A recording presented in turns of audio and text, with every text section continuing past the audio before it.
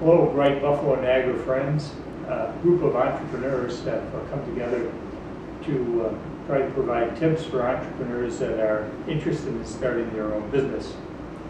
I'm Bob Martin. I'm the Chief Operating Officer for Buffalo BioBlower Technologies. We make sterilization equipment that completely kills any biologic agent and handles chemical contaminants in large volumes airflows using innovative compressive heating.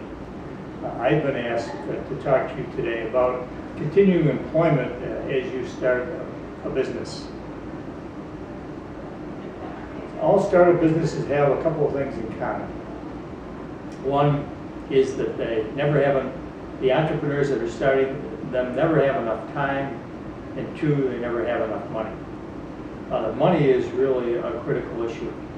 You can handle the time situation by working weekends and nights.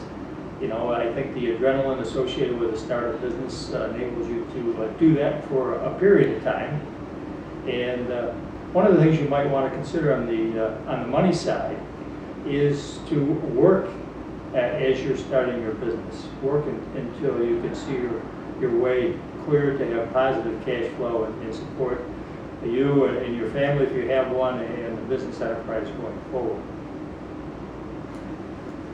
There are a couple of things that really plagues startup businesses. You are never paid on time, no matter what your conditions of sale are. So your money is always coming in late. Cash flow is usually negative because if you're making money, you're trying to grow the business, which requires the cash flow. And if you have contracts that you're relying on for payments, they're always late as well. So startup businesses always seem to be undercapitalized, no matter how well you plan in advance, because businesses never really follow plan. If you have a startup business that follows your financial plan, consider yourself very unusual and very fortunate.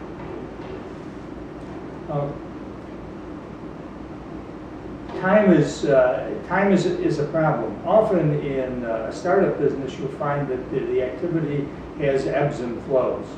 If you can continue employment during the initial startup phase, handle the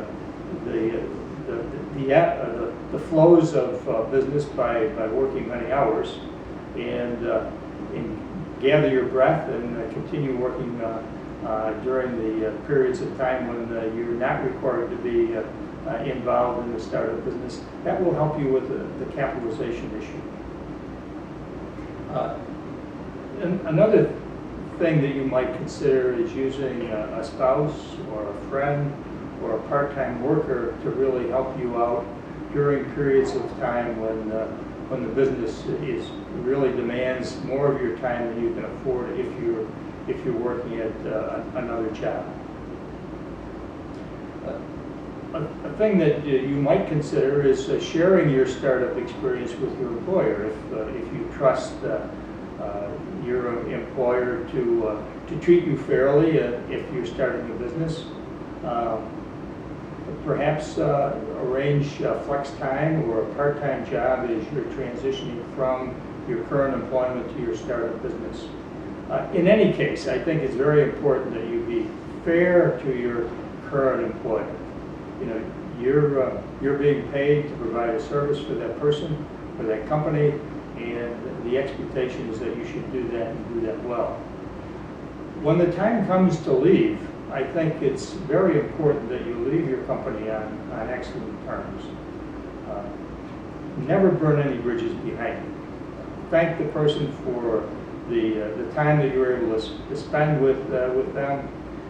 You never know when that person or that company will be a future customer or perhaps a future investor in your company. And by all means, if your business should fail, they may provide a safety net for you to return to your past career and save up enough money for your next start. With that, I think that's the end of my tips in this area, and I'd like to remind you of a couple of things.